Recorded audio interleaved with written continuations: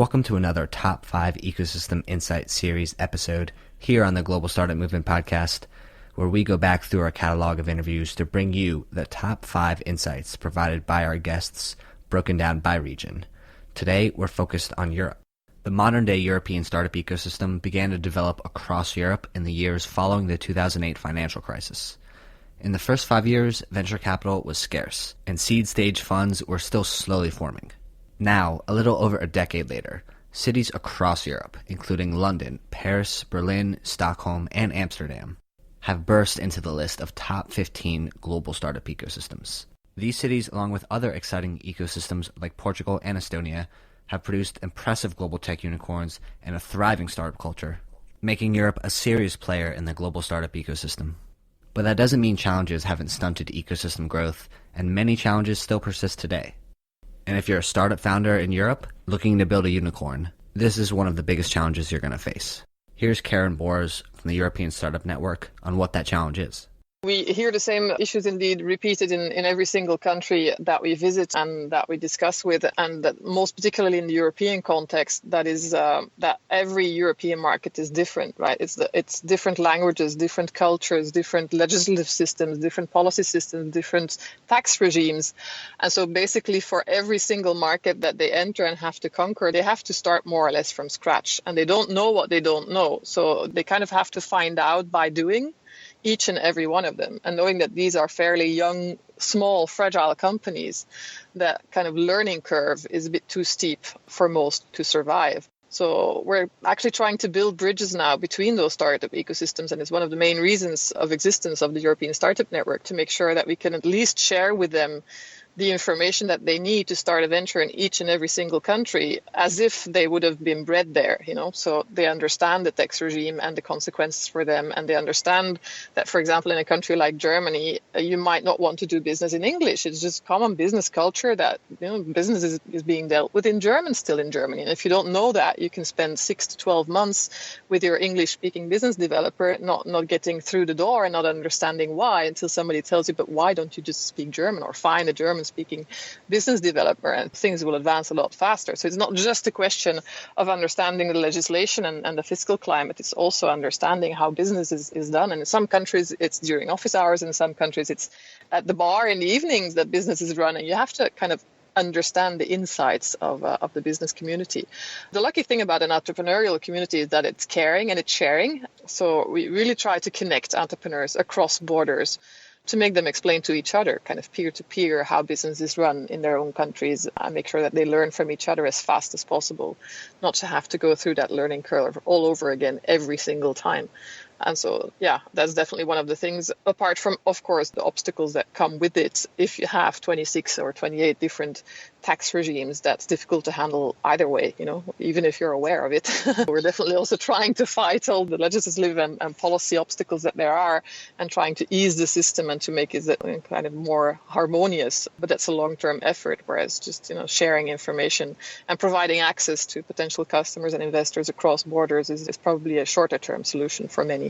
Market fragmentation is a result of the many different countries that make up the European continent, and while cultural and language barriers still persist, from a policy standpoint, Europe's politicians have been much bolder than the rest of the world, with data privacy legislation and making it easier for startups to do business in the countries. This next insight comes from Pauline Demathon, the founder and CEO of Drivey, which was acquired by GetAround for about $300 million earlier this year, on policy and political changes that happened when he was building Drivey from 2010 to 2019. It's been quite spectacular. So the past 5 years, we had a left government, which started which had a very bad reputation, a very bad business reputation. And actually, during Mr. President François Hollande's mandate, there were a lot of cultural changes, and they appointed good people at the digital economy, always very pro-business. So even in the past 5 years with the government that initially had a bad reputation for being business unfriendly, things have changed already. And obviously now with the new president, who is always supported startups directly and has had a very pro-startup speech and innovation and digital economy, like the general atmosphere and the way entrepreneurs are valued is very positive.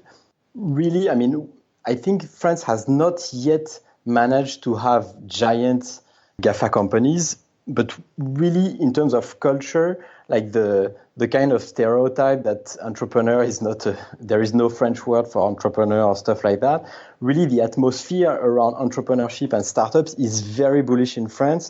And when you see like key indicators for me, more than financing, is what do the best people out of university want to work for?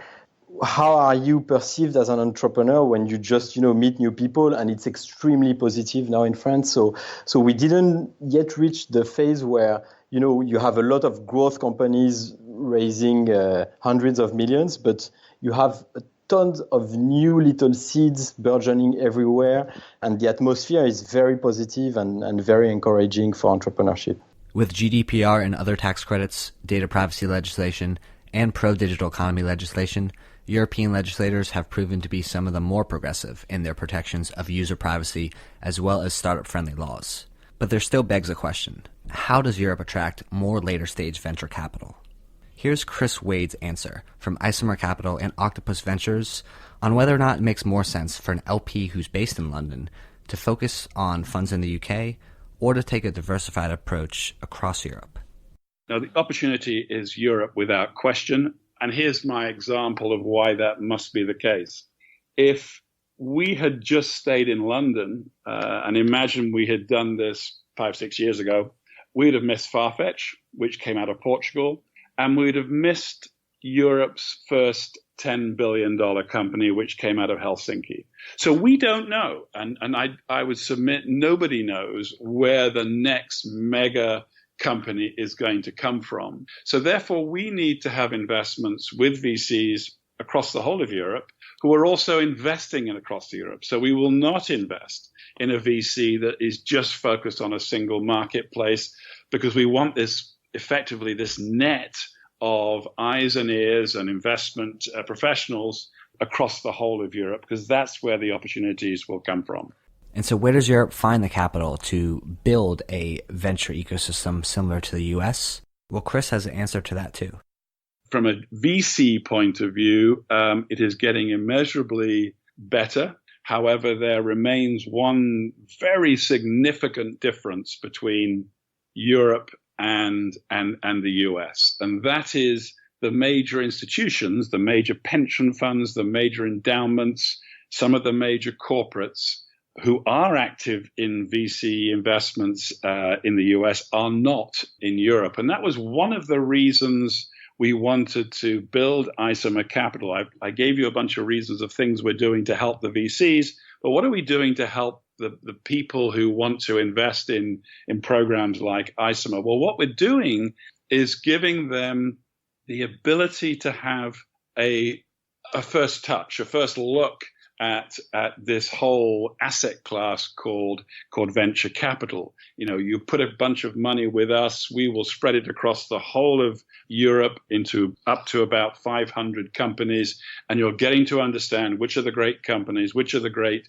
VCs. But fundamentally, at a sort of, why question, why Isomer, which we are going to solve the last remaining problem in European venture, and that is getting the big pools and the big pots of money that represent institutional capital in its various different forms to start being interested in venture. And then you really do have an environment in Europe that is equivalent and similar to the US. So Eastern Europe developed a little bit differently than Western Europe or the Nordic region. Eastern Europe has much smaller economies, and its ecosystems are much younger and less mature than you'll find in the western part of Europe. But opportunity is still there. Here's an insight from Oliver Hull, the co-founder and principal at Speed Invest, which is a $100 million fund investing all over Europe, but with particular expertise in successfully investing in the Eastern European ecosystems.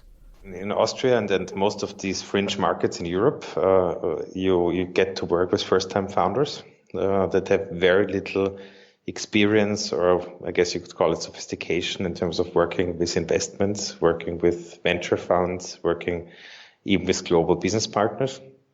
And if you just invest money and give a little bit of advice in a board level, that's way too little support and way too little basic operational guidance, then we thought would be needed to make these companies successful.